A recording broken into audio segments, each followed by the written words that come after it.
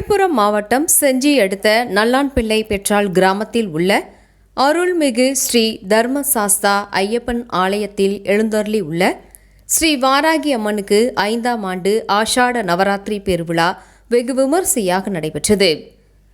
வாராகி அம்மனுக்கு 14/7/2026 அன்று காலை கோபூஜை மற்றும் கணபதி ஹோமத்துடன் மாலை மின் அலங்காரத்தில் மேல தாளங்கள் முழங்க வாராகி அம்மன் வீதி உலாவுடன் ஆஷாட நவராத்திரி பெருவிழா தொடர்ந்து 11 நாட்கள் நடைபெற்றது.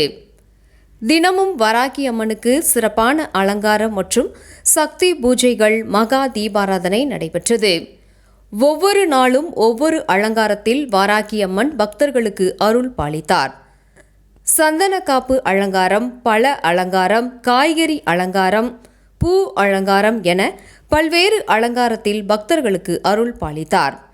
தொடர்ந்து 11 நாட்களும் மாபெரும் அன்னதானம் நடைபெற்றது. 11வது நாள் 24/7/2026 வெள்ளிக்கிழமை வரம் தரும் வாராகி அம்மனுக்கு மஞ்சள் அபிஷேகம் விமரிசையாக நடைபெற்றது. இதில் திரளான பக்தர்கள் கலந்து கொண்டு தங்கள் கரங்களால் வாராகி அம்மனுக்கு மஞ்சள் அபிஷேகம் செய்தனர். அதனைத் தொடர்ந்து ஆன்மீக நடன இன்னிசை கச்சேரி நடைபெற்றது.